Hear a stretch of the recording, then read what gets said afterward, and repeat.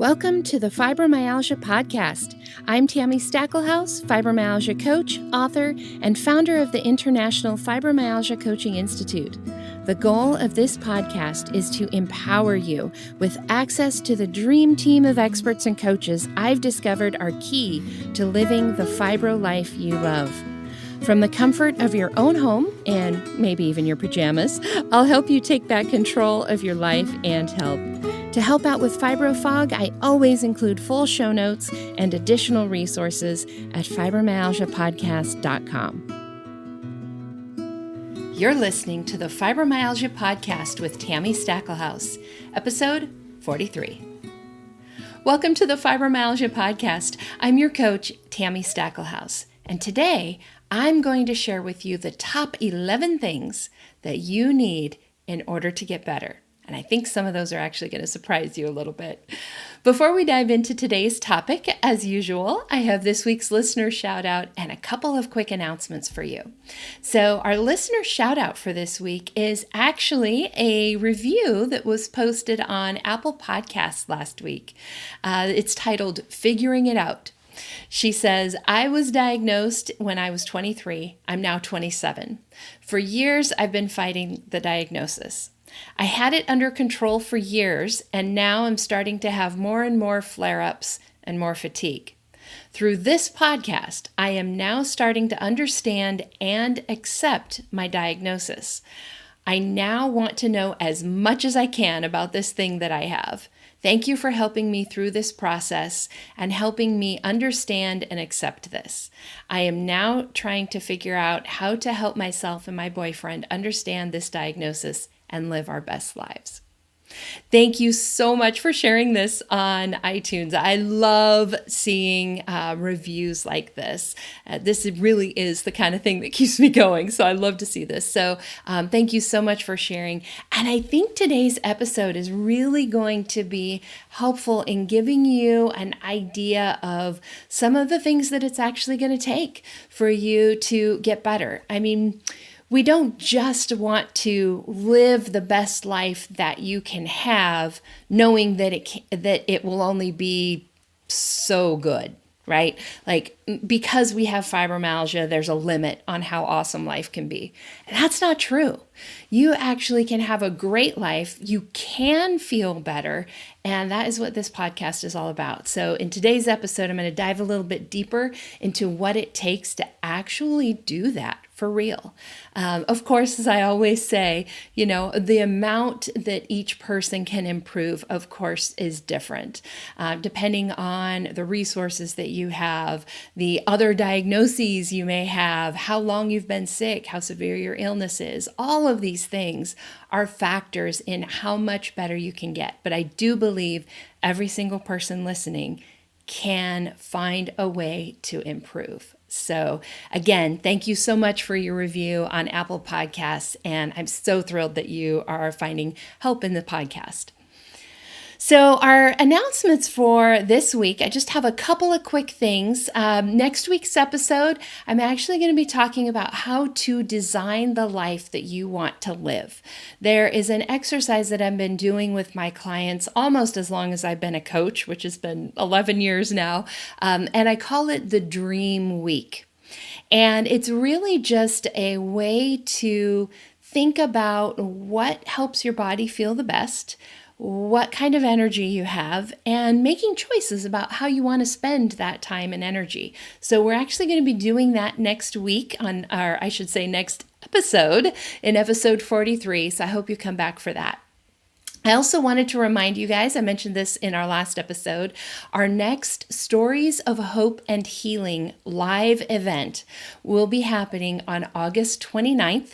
That will be at 1 o'clock Pacific, 4 p.m. Eastern. And this is really for the people who are graduating from my training programs. The reason I'm inviting all of you to come, and I'll have more details on this in the show notes, but the main reason I'm inviting you to come is that our graduates are going to be sharing their stories of hope and healing. So I want you to come so that you can hear their stories.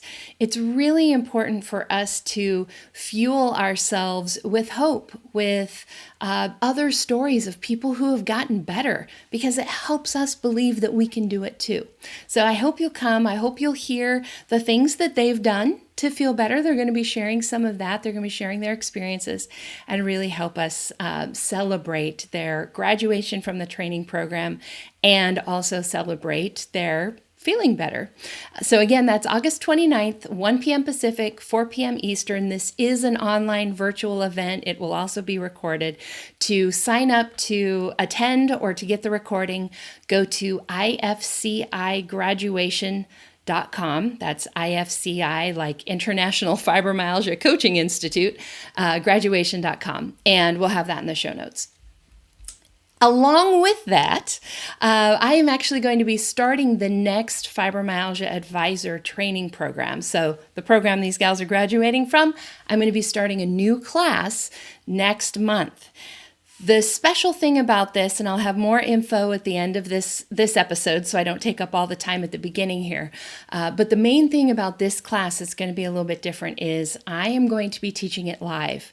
There are several things I'm updating the program, doing some training on some new topics, updating the material, and I am actually going to be teaching it live this next time. So more details at the end of this episode. Of course, you can always go to the show notes for today's episode to get more details. That's fibromyalgiapodcast.com/43. Today is episode 43, and you'll have information on that graduation. You'll also have information on the new training program, all the details from this week's episode. All right, so you guys ready to learn what it takes to feel better? So when I was getting ready to record this episode, one of the things that I did, because I get this question all of the time, I literally get emails like this every week from people saying, how do I feel better? What do I need to do to feel better?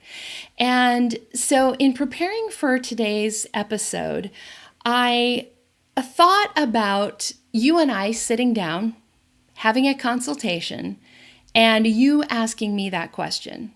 And how would I answer you if we were sitting there face to face having a conversation?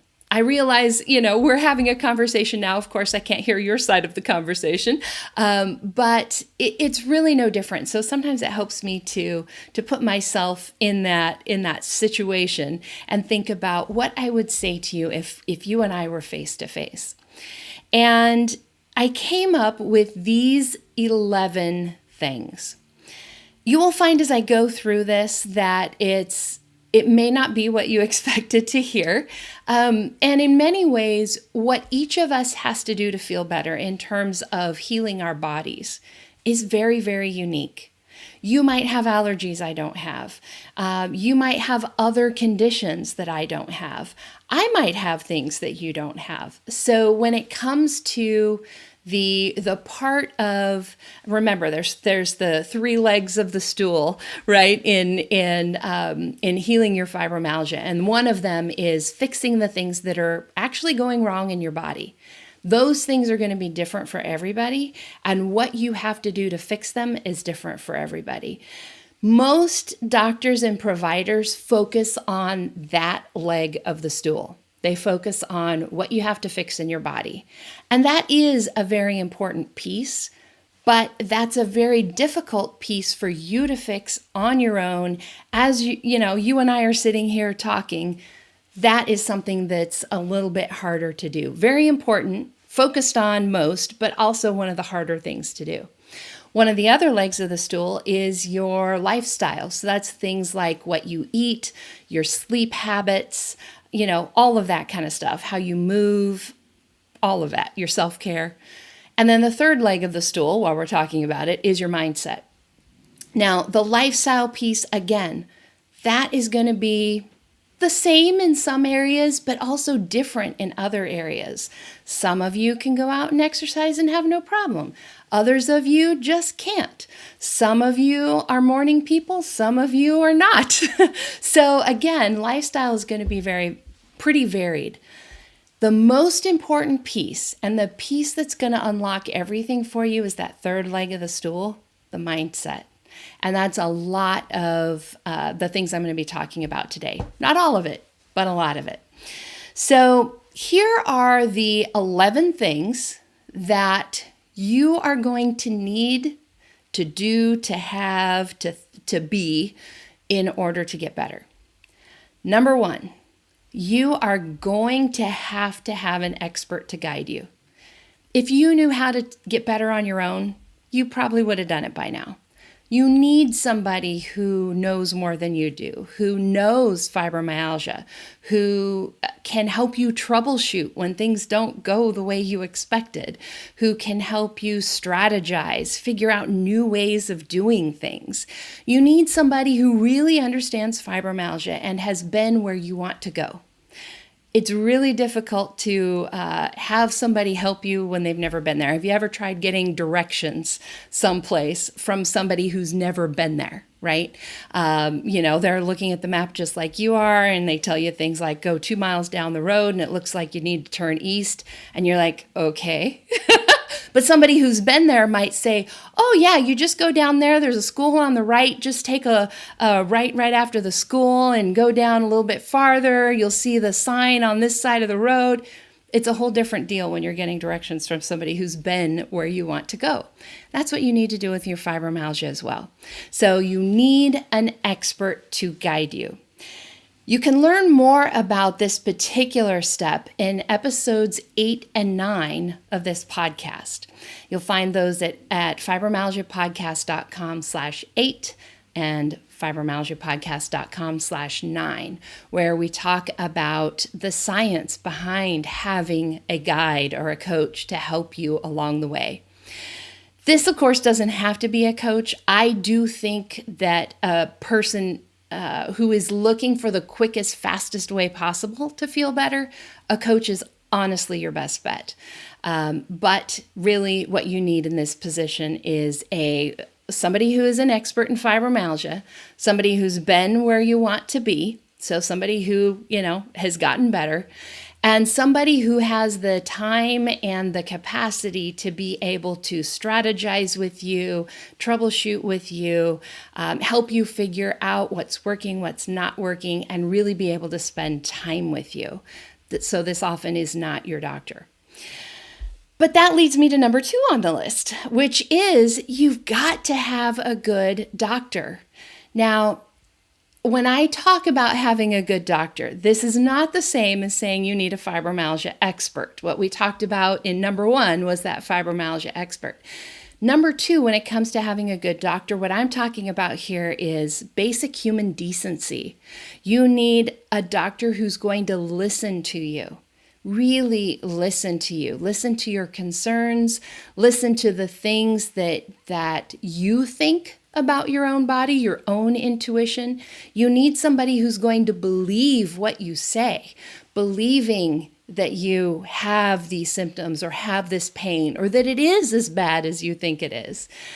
You also need somebody who is going to really be your partner in this, who is not going to be the expert in the room, even if they don't actually know that much about fibromyalgia, but somebody who's more interested in being the doctor than being your partner in your healthcare journey. So finding a good doctor, we do have to have, because there are tests that need to be run, medications that might need to be prescribed. Working with a coach, we can't diagnose, we can't treat, we can't prescribe. We can know a lot about fibromyalgia, but we also need a doctor to partner with that can then run those tests and write those prescriptions and, all of that kind of stuff. So you need both. I also want to make it super clear that, and I've said this multiple times on the podcast, but doctors are not taught how to treat fibromyalgia in medical school. They are just not. With my experience, when I go and I speak to medical students, most of the time, that 1 hour that I am there with them is often the only exposure they have to fibromyalgia. Maybe about half the time or so, they've also had a second class that's an hour long that's teaching them about fibromyalgia. But anybody listening to this podcast knows that there is so much more about fibromyalgia, and you can't get what you need in an hour.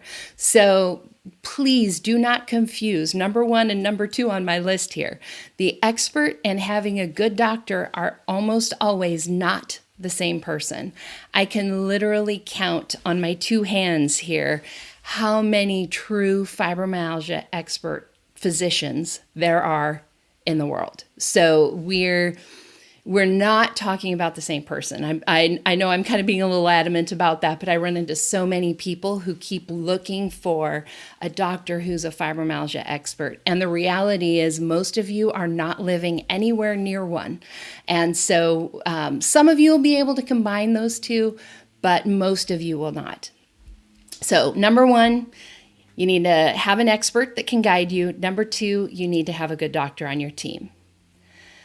Also with number 2, I'm just looking at my notes here. You might also want to check out episode 6, which is about the patient's role in their own healthcare. And there's a lot of information in there about looking for a good doctor and your role versus the doctor's role. So you'll find things in that episode as well.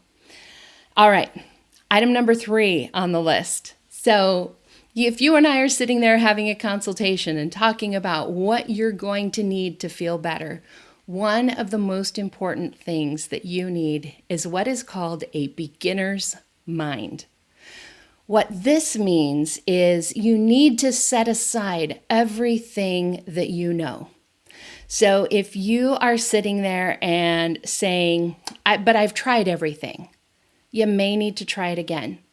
There are so many things where maybe your body has changed. Maybe you need to try, say, acupuncture, but with a different acupuncturist. So sometimes the practitioner makes a difference.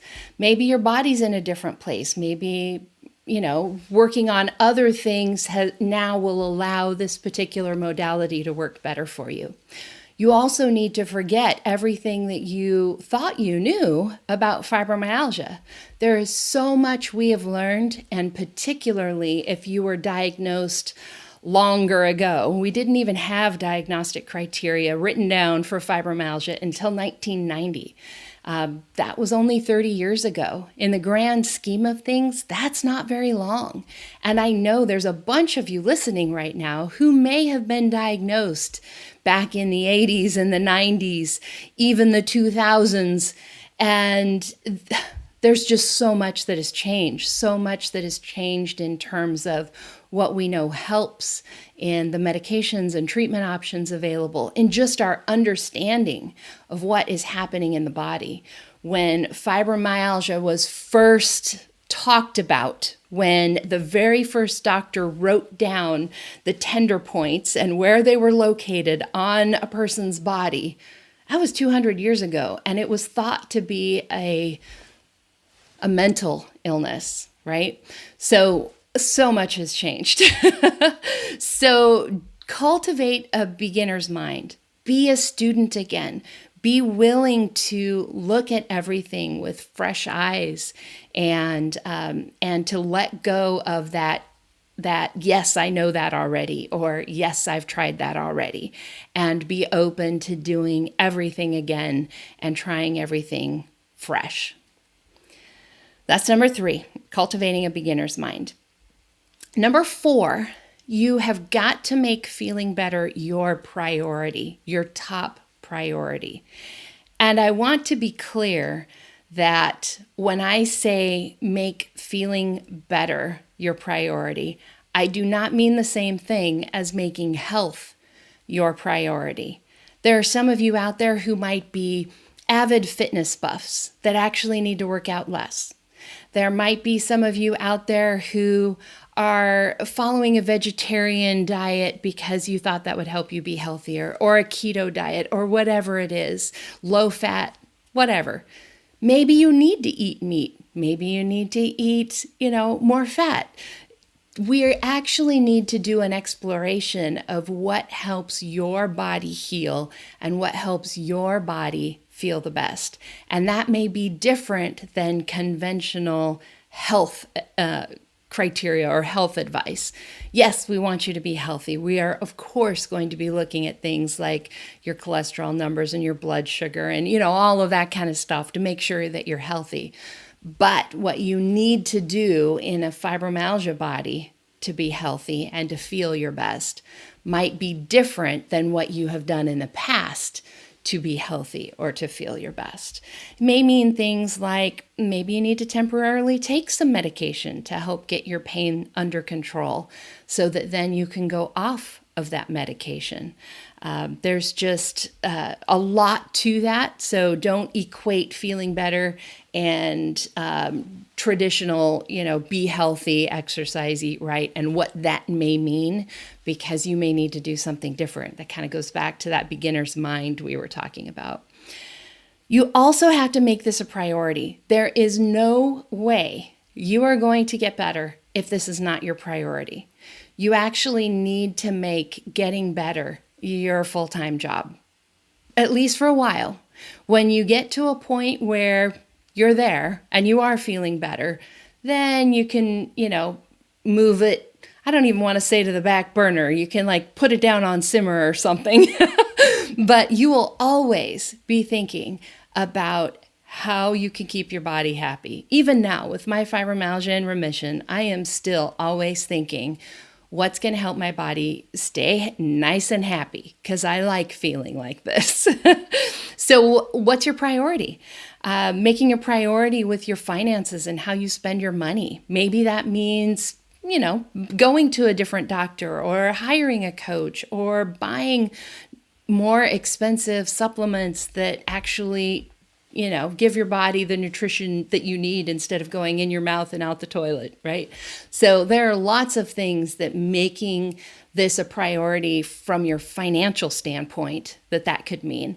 You may want to check out episode 40, which is one of our Ask the Coach episodes, where I answer the question, should I go outside of my insurance for fibromyalgia treatment? And this is part of that, making it a priority with your finances. You're not going to get where you need to go if you just only do what's covered by your insurance. It's just not going to happen as much as you would love for it to, as much as I would love for it to. The way things just are in the healthcare industry, it's just not going to happen. You also need to make this a priority in terms of your time, your effort, and the way that you think. I've had several conversations lately about clients who, for whatever reason, are choosing not to make their health a priority, whether they realize it or not. So that could be things like maybe being a little bit lax about taking the medications your doctor has prescribed. Maybe, not always being good about taking them all the time. Or maybe being a little bit lax about going to bed on time and getting enough sleep every night. Or pushing yourself too hard, or not managing your stress, or whatever the thing is that you are actually choosing not to do, that if you did it, it would help you feel better. That's what I mean about making things a priority. We don't necessarily want to do all of those things that we need to do. We may not want to change our diet. We may not want to go to bed earlier. That would be me. We may not want to take those pills. We may not want to spend the money or the time going to get acupuncture and getting body work and all of the things. But what we do want is all of the benefits that come with feeling better. We want less pain. We want more energy. We want to be able to chase around after our kids or grandkids. We want to be able to have that career and achieve those things in our lives that we want to achieve. We want to run our own businesses or travel with our husbands or whatever those things are. And you only get to do those if you feel better. And you only get to feel better if you do the things like go to bed on time and take your supplements and your medication and change your diet and move your body and eat good food, right? So again, number 4, make feeling better your priority. Along with that, it's really important, and this is number 5, to shift your focus from thinking about your illness, from your focus being on fibromyalgia, to focusing on your healing. So it's not about where you've been, it's about where you're going, right? And I see so many fibromyalgia patients who are so surrounded by fibromyalgia. A lot of people would talk about identifying with fibromyalgia, being a spoonie, these kinds of things that people might talk about, where they are so wrapped up in the fibromyalgia world. And everything that happens is, I can't do that because of my fibromyalgia, or I have to do this because of my fibromyalgia, or whatever those things might be. Now, being in that world, I mean, obviously, I run a fibromyalgia coaching institute. I wrote 2 books on fibromyalgia. I record this podcast, which is all about fibromyalgia. Like, really, my whole life is all about fibromyalgia. But my focus is on getting better from fibromyalgia. My focus is on how I can help people live better lives, to feel better, to be healthier. My focus is not on the illness. My focus is on the healing. And that is sometimes a very difficult mindset shift to make, particularly on your own. You may want to listen to episode 32. Your world revolves around your healing, not your illness. I talk about this a lot more in that episode, so you may want to check that out. But making that shift, it's very much a shift from a place of being a victim or letting things happen to you, right? Like, it's because of my fibromyalgia, versus being in a place of empowerment. I am choosing to do these things because I know it'll help me feel better. I am not leaving the party because of my fibromyalgia and I hurt too much. I'm leaving the party because I know it will help me feel better and I'll have a better day tomorrow. I am choosing to go, I tell myself this every night, you guys, I am choosing to go to bed because I know I'll feel better if I get enough sleep. Seriously, it is my whole life struggle going to bed on time. You know, maybe you are choosing not to eat that chocolate cake because you know if you do, you will feel worse, right? So, and thinking about the fact that not, oh, I can't have that chocolate cake because my body doesn't like it, but instead thinking, I'm going to choose not to have that chocolate cake because I'm going to feel better. Tomorrow will be a better day. And every day that I feel better, it builds upon itself. And eventually someday, maybe I can be in remission like Tami is, right?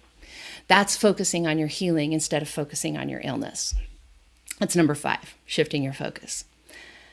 Along with that is number 6, which is taking ownership of your health, your healing journey, your treatment, and everything that goes with that. So what does that mean to take ownership of your health and your healing journey? That means things like being your own advocate.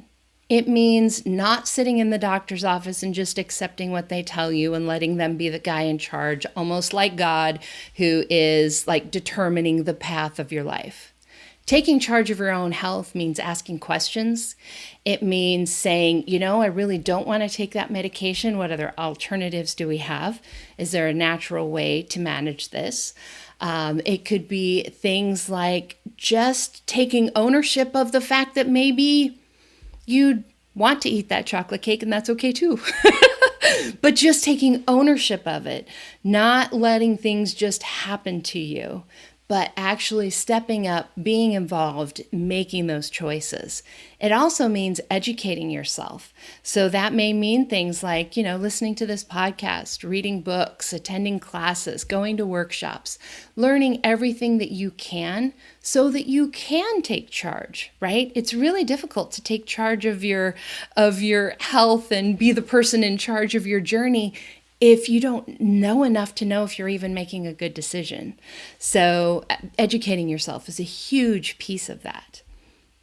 That's number 6, taking ownership of your health and your healing journey. Number 7, this is one of my favorite ones and another really difficult one. If you want to get better, you are going to have to learn to listen to your body without any judgment or drama. So what does that mean? It means noticing when your body hurts and noticing what makes your body feel better. It means noticing the things that are draining to you, the things that energize you, what makes you feel worse, what makes you feel better. And most importantly, without any judgment about that, without any drama. So if you notice that, picking your kid up and carrying them around really makes you hurt, that means not adding judgment to that of, oh gosh, I must be a terrible mom. I can't even pick my kid up. I don't even want to pick my kid up, right? Or all the drama of, oh, is my child going to feel unloved because, I didn't hold her enough as a child, or whatever it is, right? So no judgment, no drama. Just noticing it as a fact, right? It would be like the difference between noticing, is it sunny outside? Is it raining outside? Is it windy outside? Like, what are the facts of that, right? Just what are the facts within my body? Without then also adding the drama of, oh gosh, the sun is out. It's going to be so hot and yucky and I'm going to sweat and I'm going to hate it, right? Taking those thoughts further, that's what we don't want to do. We don't want to make those judgment calls. Just because your body hurts, that doesn't necessarily need to mean anything other than the fact your body hurts, right? So again, listening to your body without judgment, without drama. This is, I think, one of the hardest things for most fibromyalgia patients to get because it's upsetting when you live in a body that doesn't do what you want it to do, right? It's upsetting to be in a body that hurts all the time or to be exhausted all the time or whatever. Just understand that your body is not the enemy. You and your body are on the same side. Your body was made to heal itself, right? You cut yourself, it heals. You break your bone, it heals. You have fibromyalgia. Your body is designed to heal itself, even things like that. So how can you support your body? How can you listen to your body? Give her what she needs so that you can then feel your best. Episode number 2, this is such an important concept that it is episode number 2. Episode number 1 is just some introduction to what to expect on this podcast. Episode number 2 is the first real topic that I discuss on this podcast, and it's about the fact that your body is not the enemy. That is how important this concept is to me and when I'm working with my clients. So learn to listen to your body without judgment, without drama. And if you need more help on that, go check out episode number 2, Your Body Isn't the Enemy. That's number 7. Okay. I'm giving you all these numbers. I hope I'm not confusing your fibro brains with all these. Episode 2, number 7, all of that. If so, no worries. Just go to today's show notes. If you're listening on any podcasting app, or if you're on the website, you're already there. But if you're listening on any of the apps out there where you listen to podcasts, Spotify, Apple Podcasts, Google Podcasts, all of that, just go into the show notes for today's episode. You'll be able to click and go right to the webpage for this episode, you'll see all 11 of these things that you need spelled out for you and all of the different episodes that I'm talking about. So don't worry if it's confusing. All right, number 8, are you ready? So number 8 is you have got to practice self-compassion. This kind of goes with number 7, listening to your body without judgment or drama. But this isn't just about your body. This is about your mind as well. It's about the choices that you make in your life, how you spend your time, when you have to tell somebody no, all of those things, and just practicing self-compassion, understanding that you are on a journey and you're not going to do it right from the very beginning. There are going to be things that you're going to be learning. You're going to do things wrong. You're going to try things that don't work. And that's okay. That's totally okay. That's how we learn. That's how we grow. So just be gentle with yourself and try to treat yourself the way that you would treat somebody that you love. So if your very best friend had to cancel on you at the last minute because she was too tired and she needed to save her energy for tomorrow, you wouldn't, give her a hard time about that. You would have compassion for her, right? So do the same thing for yourself. You will not get where you need to go by force. Right? Being hard on yourself, if that helped you feel better, you would feel probably pretty good right now, because I bet you are really good at being hard on yourself. So we need to flip that around. We need to practice self-compassion. We need to be non-judgmental. We need to care for our bodies, both in the sense of your body isn't the enemy and, you and your body are on the same side, but also care for it in terms of feeding it good food, giving it good sleep. If it wants an Epsom salt bath, give your body an Epsom salt bath. Caring for your body and also caring for your mind. How do you talk to yourself? Do you use kind words when you speak to yourself inside your own head where nobody else can hear it? Or are you judgmental and harsh? We want to practice self-compassion. An episode, if you want more on this, I would recommend episode 9, which is the fine art of self-care. And I talk more about this idea of treating yourself the way that you would treat somebody that you love. All right, number 9, you're going to have to adjust your expectations. The reality is you are in a different body now. Your body can do different things than it did before. There are different things that your body likes and doesn't like. You probably need to adjust your expectations on how much time it's going to take to heal. Maybe you have an expectation that, if you just find the right medication, that will fix everything. Maybe you have the expectation that, I just need to find the right doctor and that will fix everything. Maybe you have the expectation that all I need to do is eat right and exercise and that'll fix everything. All of these expectations are things that you need to adjust. You need to go back to what we were talking about earlier, with that beginner's mind that I mentioned in number 3, going back to being like, okay, I'm going to be open with my expectations here. And maybe this will work, or maybe I'm going to learn something. Or maybe it's going to take longer to heal than I thought, but I'm going to keep going anyway, Maybe my body used to love doing this. Maybe my body used to love working out for an hour a day. Now it just doesn't. That's okay. Just adjusting those expectations.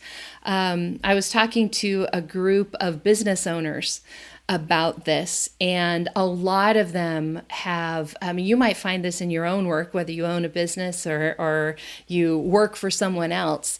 What you used to be able to accomplish, what you used to have energy to be able to do. For those of you who are moms, maybe this is, keeping the house clean. But if you have less energy than you used to and more pain than you used to, you're not going to be able to accomplish the same thing in the same amount of time. It's just not possible. The math doesn't work.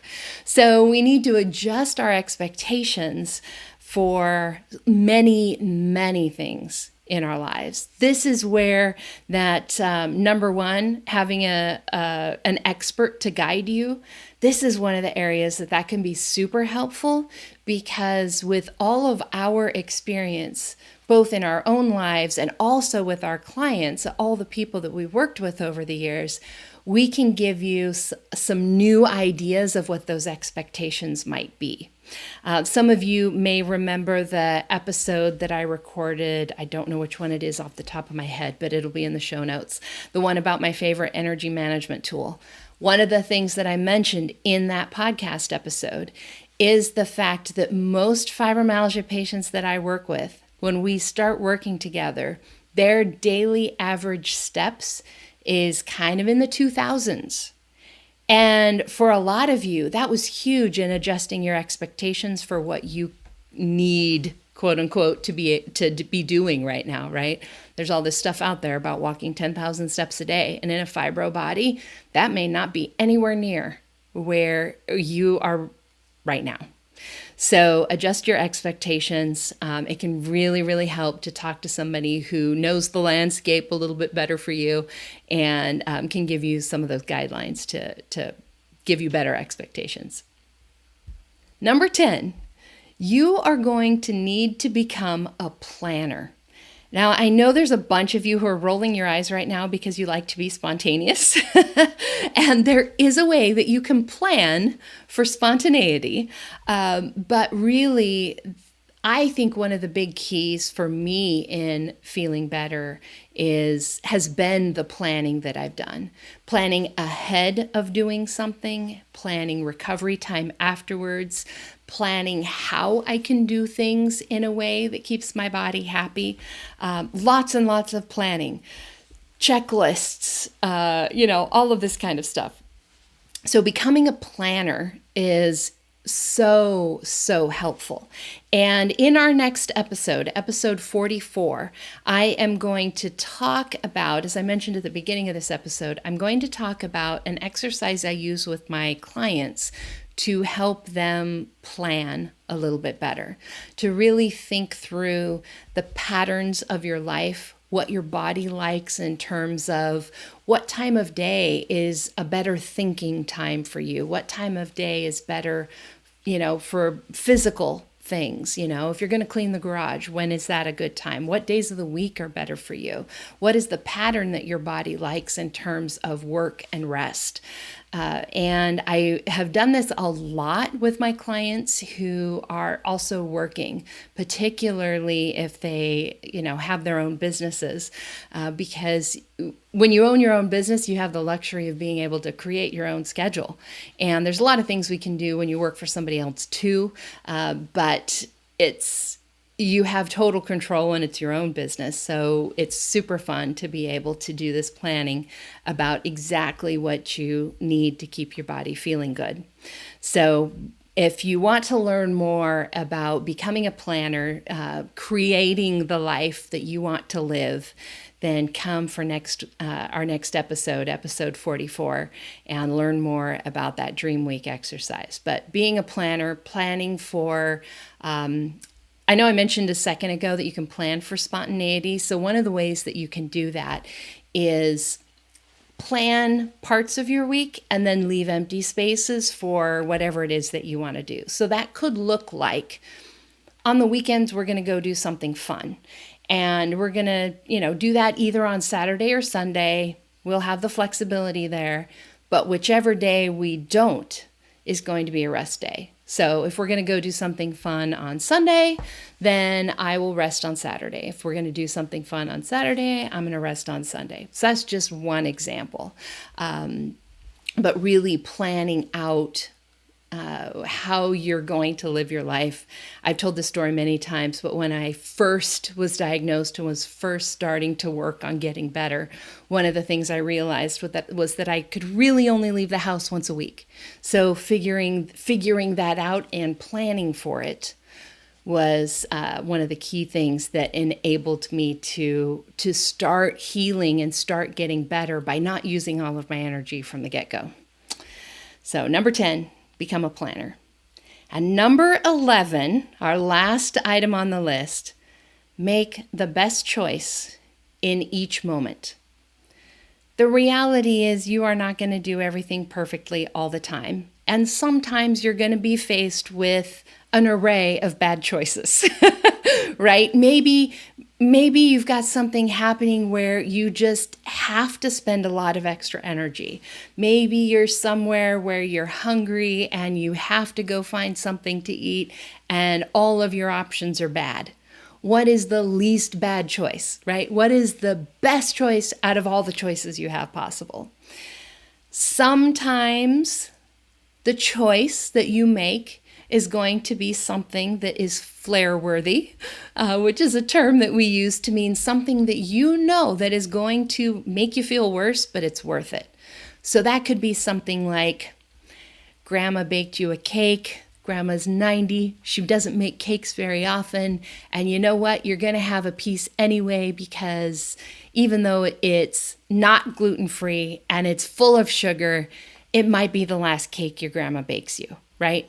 That would be a flare-worthy situation. Or maybe, you're going to go attend some event for your kids, or you're going to go on this work trip, or you're going to go on this vacation with your husband, or whatever it is. And that's going to probably make you more tired, probably going to give you a little bit more pain, but it's going to fill your soul. And it's going to make you happy. And it's going to give you something, some other way. That's flare-worthy. And that may be the right choice right then, right? You may decide you want to live where you live, even though all the weather patterns make you feel terrible because it lets you be closer to your family. That's part of number 6, taking ownership of your health, right? That's a choice that you made, and it was the best choice that you could make in that particular moment. Sometimes we need to say no so that we can say yes to other things later. So making the best choice in each moment doesn't mean, ice cream would taste good, so I'm going to eat a pint of ice cream. That's not what that means. What that means is looking at your life, looking at where you want to be, keeping your focus on your health, not your illness, right? So number 5, shifting your focus to your healing. Number 6, taking ownership of your health. Number 7, listening to your body and making the best choice for what is going to help you get to where you want to go. And sometimes that choice happens to be no. Sometimes that choice is yes. Sometimes that choice is later, or making choices within the choice, right? Like, okay, yeah, I will eat Grandma's chocolate cake, but just give me a small piece, right? So it's not black and white, all or nothing. You have total control there on what you choose, and just making the best choice in each moment. You guys have heard me talk about this on the podcast when I was first working with my coach and really focusing on my own healing journey. The thing that kept coming to my mind was if I follow my plan today, if I make the best choice I can today, then tomorrow I'll feel a little bit better. And the next day I'll feel a little bit better. And eventually down the road, all of those little bit betters are going to add up. And you know what? They did. Here I am, however many years. Let's see, that would be 13 years after being diagnosed. And I am now in remission. And I didn't do anything wild and crazy. It was a lot of making the best decision in the moment and just having enough of those moments add up. If you want to learn more about this, I would recommend episode 12, which is Say No So That You Can Say Yes. And we talk a lot in that episode about the fact that saying no to one thing is really just saying yes to something else. So it kind of shifts that attitude from an attitude of lack or missing out into an attitude of abundance and what you're getting, right? So because I want this, I'm going to say no to this other thing because I want that more, right? So I'm going to go down my list of 11 things again. And really, this is from my heart to your heart. This is honestly the things that I did to feel better. This is what got me over those 13 years from being diagnosed and having to file for disability to today being able to tell you I'm in remission and I don't have fibromyalgia body pain anymore. I have the energy to do the things that I want to do. And so here's those 11 things again. Number 1, hire an expert to guide you. Number 2, find yourself a good doctor. Number 3, cultivate a beginner's mind. Number 4, make feeling better your priority. Number 5, shift your focus to your healing instead of your illness. Number 6, take ownership of your health and your healing journey. Number 7, listen to your body without judgment or drama. Number 8, practice self-compassion. Number 9, adjust your expectations. Number 10, become a planner. And number 11, make the best choice in each moment. So those are the top 11 things that everybody needs if they're going to feel better. And as I said before, this is just a piece of the puzzle. Of course, there's things that we need to fix that are going wrong in your body. There may be hormonal imbalances. There may be nutritional deficiencies. There may be all kinds of things that we need to work on. There may be viruses or parasite infections or, other conditions that need to be treated. Like, there's just so much. But without these 11 things, it's going to make it really, really hard to get the results that you want, even if you treat all of those things that are going on in your body. Because every day you're going to be waking up and you may not be making the best choice, or you may have unrealistic expectations, or you may be really hard on yourself, or you may be dwelling on your illness, or not making yourself a priority. And you can see where if you flip these around and you look at the reverse, how that just leads you down a road that you don't want to go. So if you're listening to this episode and, since I can't hear you talking back to me, if you're listening to this episode and you're saying, but Tami, then I would be happy to have a conversation with you. You can go to findafibrocoach.com or just go to the podcast show notes page, and there will be a way for you to schedule a consultation. You can do that with me. You can do that with one of my coaches. There's lots of options out there, but we would love to actually have a dialogue with you instead of just this one-sided conversation, and really help you pinpoint where the weak spots are in your plan and how you can change that around, how you can get on the path that you want to be on to feel better.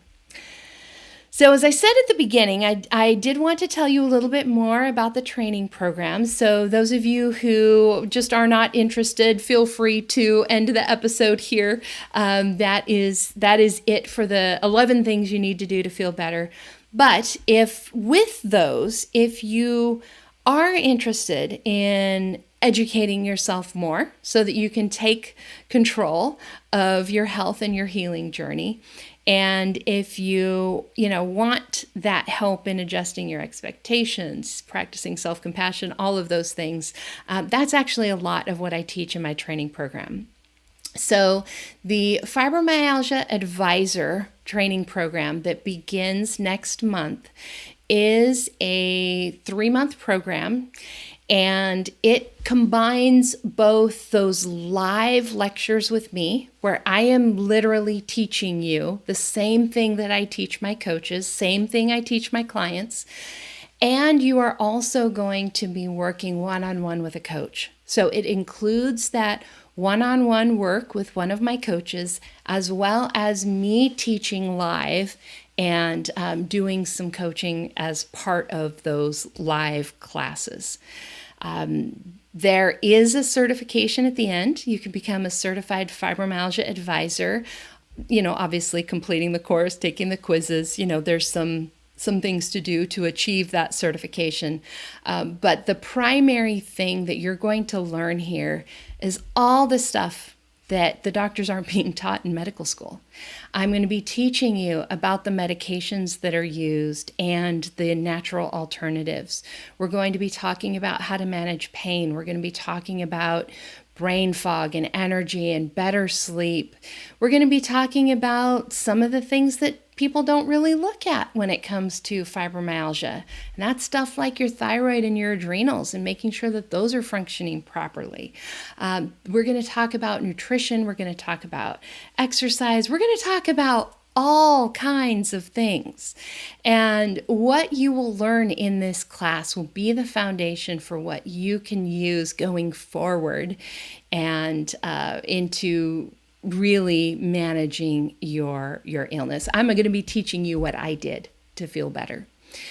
If you are interested in being part of this class that starts next month, as I said, what's going to be super special about this class is I'm going to be teaching it live. Normally, those lectures are recorded and then we just do a live Q&A class, but I am actually teaching live for this class because I need to update the recordings and I need to make new ones, and I so much prefer talking to real people than just talking to my computer screen. So I would love to have you there in the audience so I can re-record these classes and give you some good new material. If you are interested in being part of that class, know that there is a limited number of spaces. Because I am teaching this live, we will be using Zoom, and I am going to limit that to no more than 12 people in the class.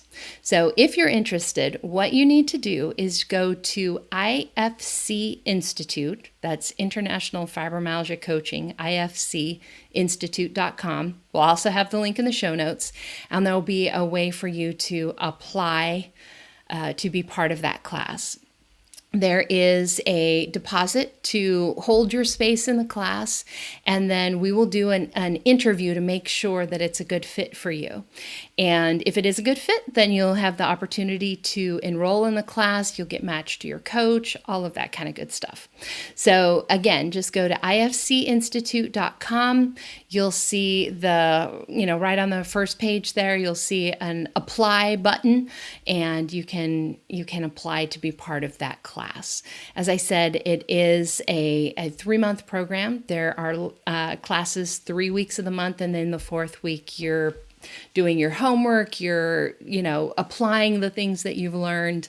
One of the things that I love about this class is that all of the homework is actually you applying the information you learned to your own life. So for instance, when we learn about sleep, you're going to be analyzing your own sleep routine. When we learn about thyroid, you're going to be looking at your own thyroid labs and seeing if there's something that you see in it. So whether you are wanting to go on to become a coach, or if you are just wanting this information for your own use, then this is a great class. And I would encourage you to come to our Stories of Hope and Healing event on August 29th. You'll hear from people who've gone through this training program and specifically how it has helped them feel better over the course of those 3 months. And if you want to go on and become a coach, we can talk about that too. This would actually be the first step of that.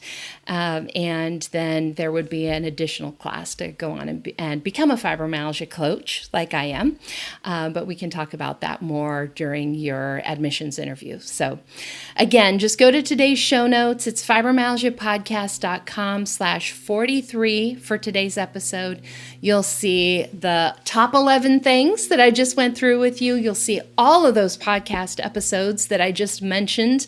I know there was a bunch of them, so we'll have those links out there for you. We'll also have the link where you can get more information on the fibromyalgia training, fibromyalgia advisor training program that begins next month. We'll also have the information on the Stories of Open Healing graduation event. I hope you guys will be there for that. And stay tuned for our next episode. As I said a couple of times in today's episode, we are going to be talking about the Dream Week, which is a way for you to plan out what your life wants to look like in order for your body to feel your best. All the patterns of work and rest, and when your body likes to do what kind of work. So we're going to be going through that the next episode. And in future episodes, we're going to be talking about some brain fog tips. We're going to have some interviews with some of the graduates from the Stories of Hope and Healing event, and a bunch of other goodies for you guys. As always, if you have any questions, if there's anything I can help you with, just go to fibromyalgiapodcast.com. You'll see Ask the Coach in the menu, and you can shoot me a message. I would be happy to answer any questions you have. And of course, if it's a really good question, I might just answer it as our next Ask the Coach. So episode 50 will be our next Ask the Coach episode, and who knows, maybe I'll pick yours. All right, you guys, have a great couple of weeks. I'll see you back here in 2 weeks when we go over the Dream Week. Bye, guys. And that wraps up another episode of the Fibromyalgia Podcast. If you're ready to see if working with a fibromyalgia coach can help you feel better faster, visit fibromyalgiapodcast.com, where you can schedule a complimentary consultation to explore your options. During this call, we'll discuss your fibromyalgia journey, what your needs and challenges are, and give you recommendations on how to reach your goals the quickest way possible. Thank you for tuning in today, and join us next time as we explore more ways to help you take back control of your life and health. My music and sound editing were done by Daniel Munkus at Subtle Soup Records. Podcast management and creative copy by Sonia Louise of Performance Podcasting.